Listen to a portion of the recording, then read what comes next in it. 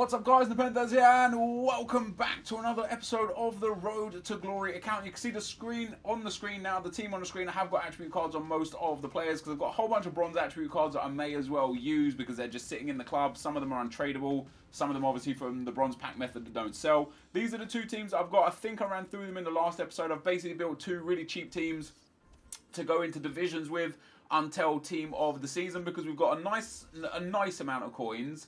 And I wanted to be able to start implementing a few team of the seasons once they come out. Like instantly ones that I think we might be able to afford. Someone like Kante, however you say his name. You know, he's probably going to be worth around 20 to 30,000 coins. So he would be a great addition to the team. You know, there's going to be a hell of a lot of cheap team of the seasons this year. Last year, team of the season was quite cheap. And that was with a year where there were still coins. Now this year there's not really much coins, you know, the coin sales aren't really big, the whole coin industry has kind of fallen flat on its face, and that has seen the reduction of massive amounts to the point where someone like Zlatan Ibrahimovic is currently worth 70,000 coins. Now last year I think he did go down to like under the 200,000 or so, I can't remember his exact price, but he was never this cheap this early. So with that in mind, you've also got players like Team of the Year Marcelo, under 300,000 coins. Team of the Year Dani Alves for like 320, 350. Which can only assume that that means a Team of the Season Marcelo would be even cheaper. So we've got huge potential to buy and invest in some amazing cards this year for Team of the Season for this Road to Glory.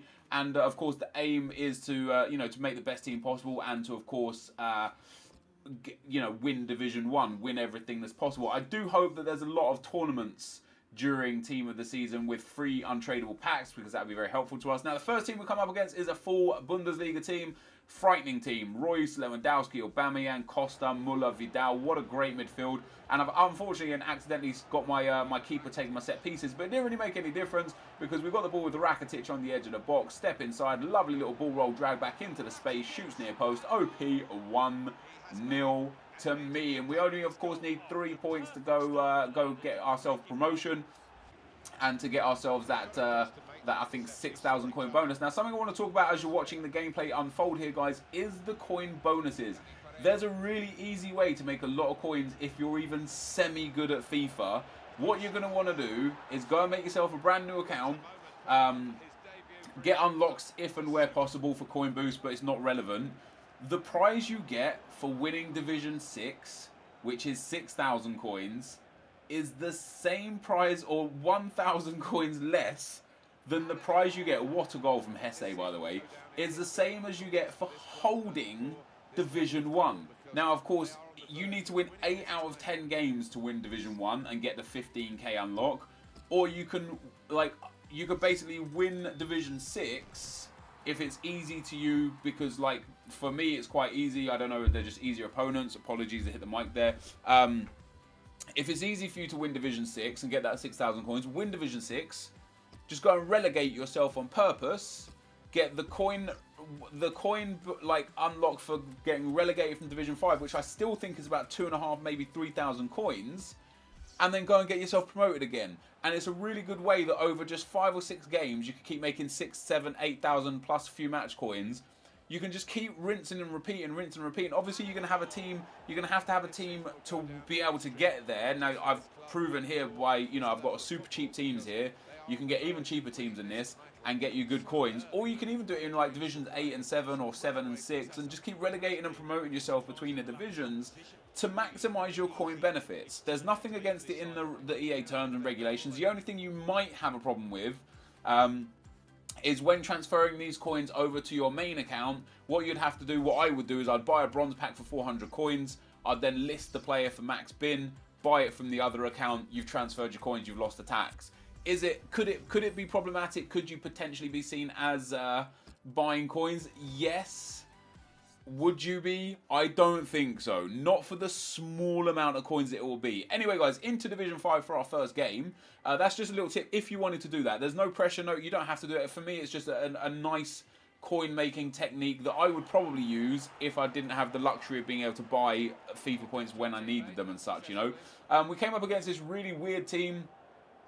in the first game in Division 5, a much easier team than the game in Division 6, a much easier opponent, and Oscar scores a brilliant goal there.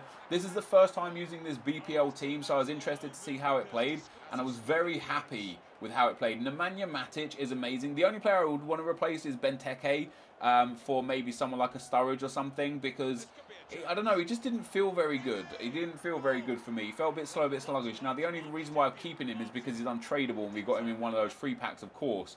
So, kind of fortunate that half of this BPL team is pretty much untradeable. Both the fullbacks, I think we've got an untradeable goalkeeper. I think, is there one of the midfielders might be untradeable? I can't remember exactly. But anyway, we go 2-0 up, and then here's Thomas Rosicky. I think the guy stops playing at this point, but Thomas Rosicky gets in. He is underrated, guys. If you're looking for another cam or a backup cam or a cheap reserve fitness cam, go with Rosicky. The 400, 350 coins you're going to pay for him, he has got everything except 4-star skill moves. Honestly, his free kicks are good. His long shots are good. His dribbling and passing is amazing. Yeah, he's not the fastest, but look at that for a goal. What a strike there from Rosicky. Pops it in the back of the net to make it 4-0. And we get our first 3 points in the division. Rosicky getting man of the match with a goal and an assist. And just an all-round fantastic performance to put us 4-0 up. As you can see by the match stats, my opponent had little to no chance at all.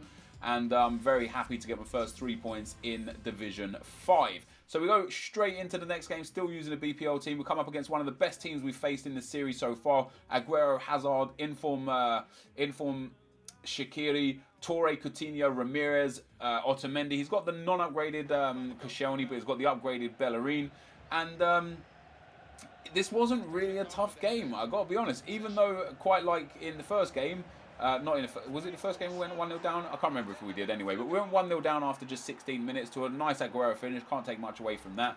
But this game was me controlling it. You know, I was controlling the game, and at halftime I made some changes. I brought on Higuain and I brought on Mkhitaryan because they're two players that don't fit into these teams, so we can use them as super subs because they'll always have the good fitness.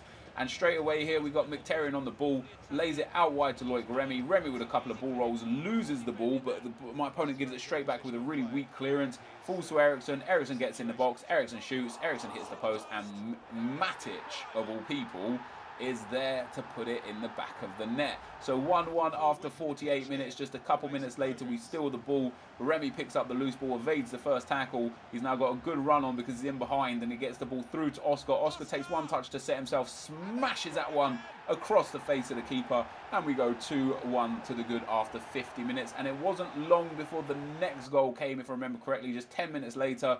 Lovely little pass and move, ball into Higuain. Higuain back out to Zabaleta. Zabaletta's got around the last defender. My opponent's losing his composure at this point. Zabaleta steps inside, one pass to Higuain. Higuain tries a nice little evasive method there. Steps inside the defender and shoots to make it 3-1. So the substitute's doing really well, getting involved in all the action, picking up a goal there as well. 10 minutes before full time now, guys. Corner comes in for my opponent, heads it over the keeper. Really poor defensive from me. I don't know what to do really with those sort of things. Like sometimes you just can't stop the corner from hitting the head of the attacker.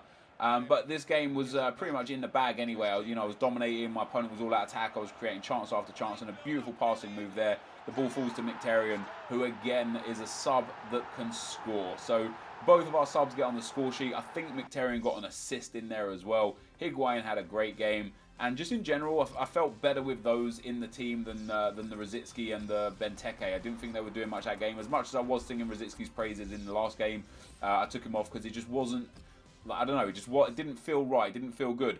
Next thing that happened to us, guys, was something really interesting and really, really Illuminati. Like, this is like one of the most uncanny coincidences I've ever seen. So I came up against this guy here. His team name is Ninja Skirtles, right? He's got a very nice team. I thought, this could be a tough game. Depay, Sturridge, Coutinho, Hulk, Firmino, Fernandinho, like a really strong team. But as soon as he got possession of the ball, from kickoff, he just paused it and quit. Ninja Skirtles, obviously he's relegating himself, which is interesting because that's what I was saying. So I came up against the next opponent. He's also called Ninja Skirtle. What is that? How is that happening? How have I come up against two opponents in a row, different people, different gamer tags, different teams, and they both rage quit? As soon as this opponent got the ball after 4 minutes, he paused it, he quit. If you're the kind of person that quits, please, please, please score an own goal first so the person you're playing against doesn't get contracts and time wasted and they actually get the win. Because that could have been 6 more points for me there, which would have been fantastic. Now, we came up against this team here in the next and the last game of the episode. It's a nice enough team. It's a pretty slow midfield, and I was kind of like looking, yeah, I could abuse the centre of the park here. And I was dominating this game up until the point where the first goal went in. Cech comes off his line. No idea why. I didn't call him off. Drogba hits a scorpion kick that was going wide. I took a look at the after game camera angle. It was going about, by my my guesstimate, my opinion, it was going to go about 3 or 4 yards wide. Cech dives and palms it into the back of the net. So we go 1-0 down. We pull the game, we pull it back. I made some tactical changes, and I'm all over this guy. And he hits me on a counter again here. Didier Drogba breaks through again. That's not me bringing the keeper out. That's Petr Cech deciding on his own accord that he wants to come out. A beautiful finish from Drogba. Can't take that away from my opponent to make it 2-1. And then Drogba again smashes that near post. Cech can't save it. So I end up losing 3-1. He ends up shushing me because he knows that he didn't deserve the win. And we lose the game there 3-1. Our first loss in divisions. Absolutely heartbreaking stuff. A dead even game. I'm the blue, he's the green. My shots are from much better angles, but hey, that's FIFA for you from time to time. This is the end of the video, guys. Thanks for watching, and I'm out. Peace.